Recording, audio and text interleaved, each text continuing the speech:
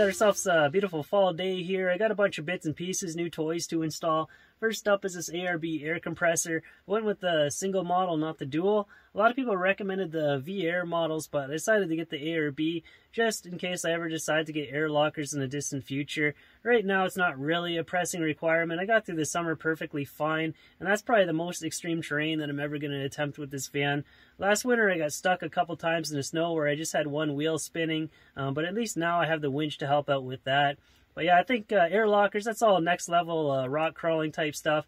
If I ever decide to take this van to the extreme with a higher lift and like a front solid axle, then I got options. I've heard from a few different sources that the wiring harness on this is a nightmare, but I'm sure we can figure it out. So it'll fit right there in behind the starter battery. That's where I'm going to put it. It says in the instructions that if you're going to do air lockers that it should be halfway in between the axles, so I may eventually have to move it.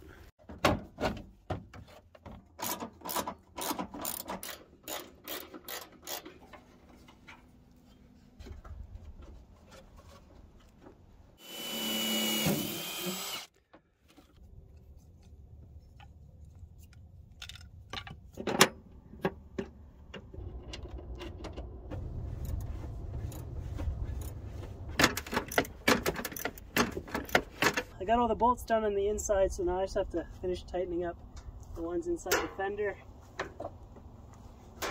It's in there nice and tight. I can still unwind the air filter on the bottom if I need to as well, so I just got to get everything reassembled now. Be nice if I could make this less complicated. Yeah, it's kind of a mess. So yeah, I'm just gonna have the switch inside here. Alright, it's all done. That's as far as I can go today. I just tucked the harness in behind the battery. It came out clean enough. Zip ties work wonders. I just have to clean up these terminals at some point and consolidate all those wires onto a fuse panel. I tucked the switch down in behind there, so I can just hit it like this.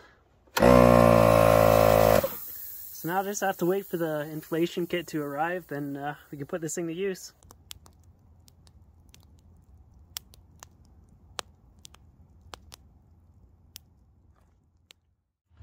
Alright, I'm back here where I was in the last video at Iconoclast Mountain.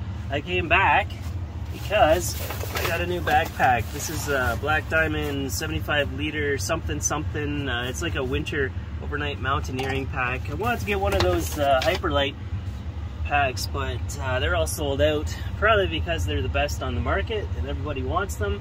I normally sleep with this this bag in my van. It's rated to, I think, like -16, but that's like a very uncomfortable -16, so I'm going to use my winter bag. It's rated to -30. This thing is massive. That's why I needed such a big backpack. Before I was using like a backpack front pack system and it was no good, especially for bushwhacking where you need to be very nimble. I slept in a bit. There's no need to go out there bushwhacking in the dark again, but yeah, I should probably get packed up and get going because the days are very short, and this is going to take about 7 hours to cover, I don't know, 10 kilometers or so.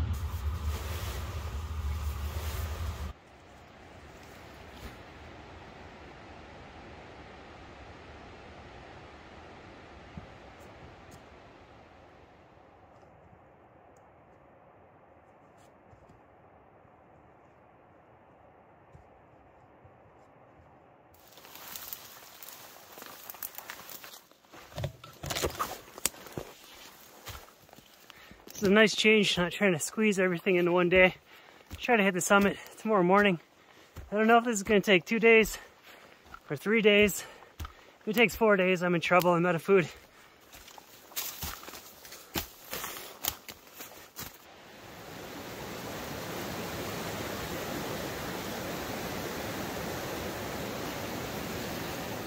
I'm going to keep going for another 600 meters and call it a day.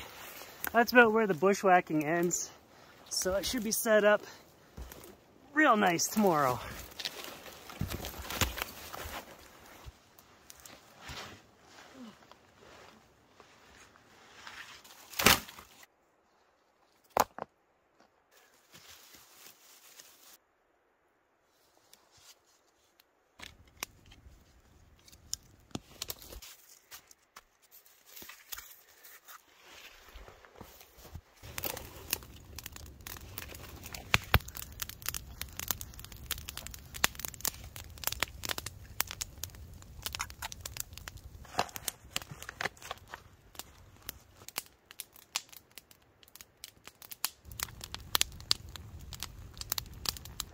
It's a decent meal as far as pad thai in a bag goes. I've actually had worse served up at a restaurant. It's just nice to sit by the fire though, dry everything out. I put a thick coat of Nick Wax on my boots before I left, so they have stayed dry, but tomorrow will be the real test when I get up into that wet snow. You're better off in the cold weather when everything's frozen and you stay drier. So I'm going to sleep right here. I'll put my air mattress down soon. Just waiting for the fire to burn down. I don't want a hot piece of that to fly over and melt a hole through it. I brought my tent, but I don't think I'm going to use it tonight. There's no need. There's no bugs. There's no rain.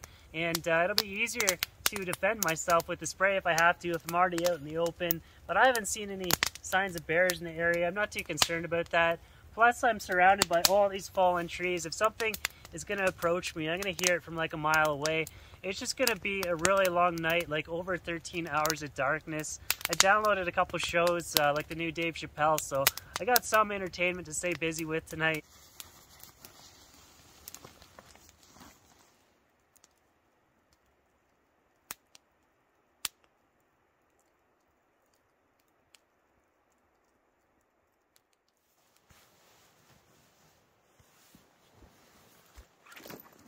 Good morning, I'm still alone, no visitors, no bumps in the night. I'm just going to leave my stuff there, should be alright, but my experience in the past is that bears can be ding-dongs when they find your stuff. I don't have any coffee, but I do have this Vega Sport caffeine powder that I'm going to put in with my water.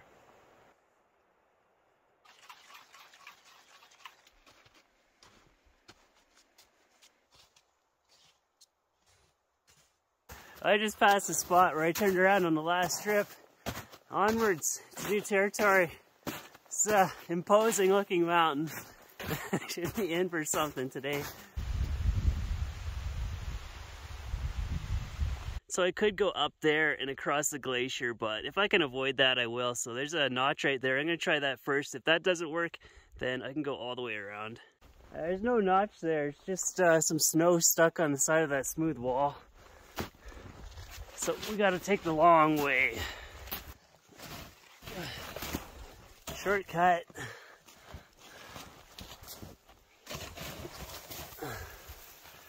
Okay.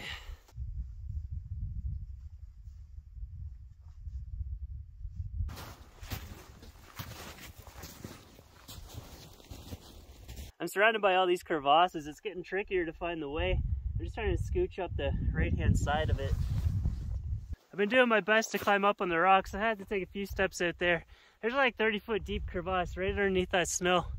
Yeah, I'm getting pretty close to the final climb now, and it looks really steep. So that big chunk sticking up behind me is Mount Sir Sanford. I think that's the highest mountain in the Selkirks. If you Google search it, one trip report will come up in particular. These guys who kick-stepped right up the face of that, and they skied back down too. The balls on some people. This is absolutely perfect though, because the sun is not hitting this face. This snow is beautiful.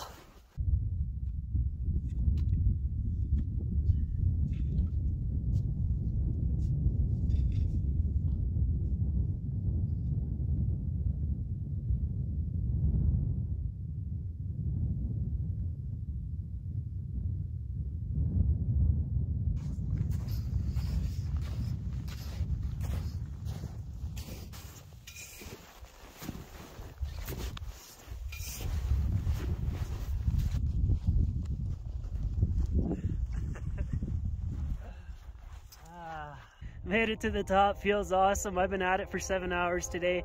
Every time I try to fly the drone, I get wind warnings on it, but I'm gonna try one more time and hopefully it doesn't get blown away forever, then head on back to camp. This one reminds me a lot of Mount Joffrey with the big glacier stretching out behind you. It's pretty amazing.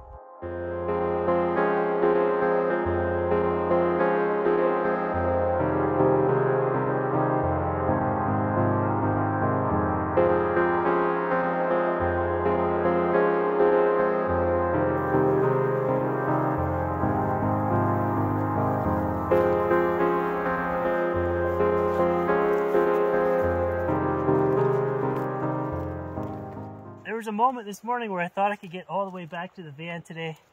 Nope. Would have been nice to get back a bit earlier though, then I could have relocated my camp because I've used up all the good hunks of firewood in this area.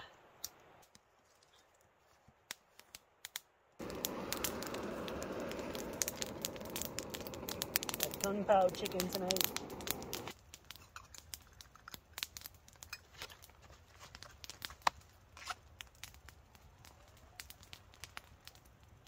Unfortunately, I have to wait for tomorrow for the victory beer back in the van. As far as I'm concerned, the bushwhacking was the crux of this trip. That one was kind of just a big bag of rice. I like the pad thai yesterday a lot better. But I am very full. I did the work on that.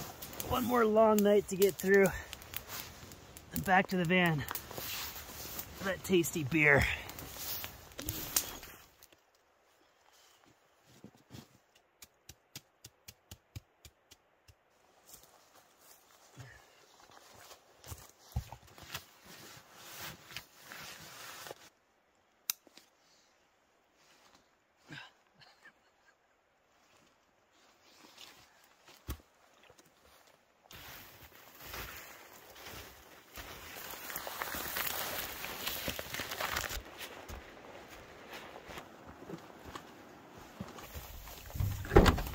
Sweet victory. It's nice when things work out, especially when you don't know what you're getting yourself into.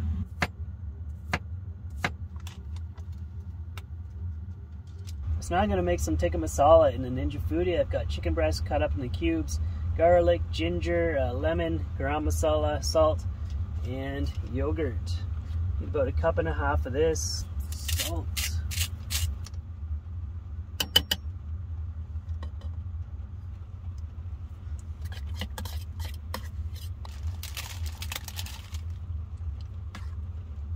So this needs to be refrigerated for about ½ hour, if not longer. I was going to set it outside, but it just started raining, so I'll have to use my official refrigerator. Alright, the next step is to saute the onion. I like some cauliflower in my tikka as well. And about 1 teaspoon of each of these spices. If you've got actual garlic or more ginger, you can throw that in as well.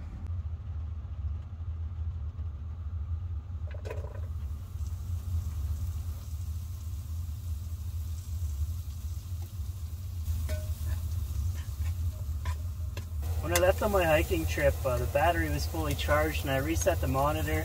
Over those 3 days, it was just a fridge running and it used 26 amp hour. So I'll try to keep track of how much I use while cooking this meal.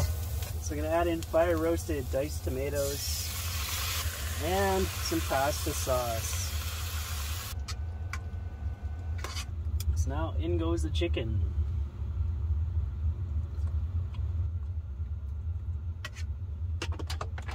Pressure cook this on high for 10 minutes.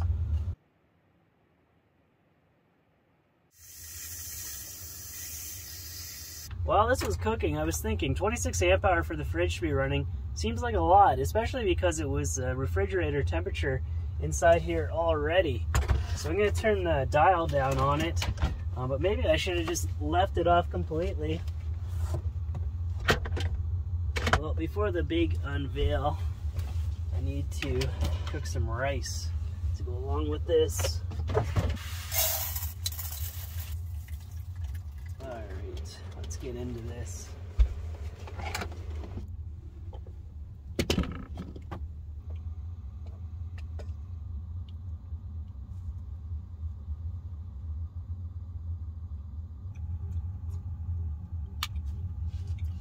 Oh yeah.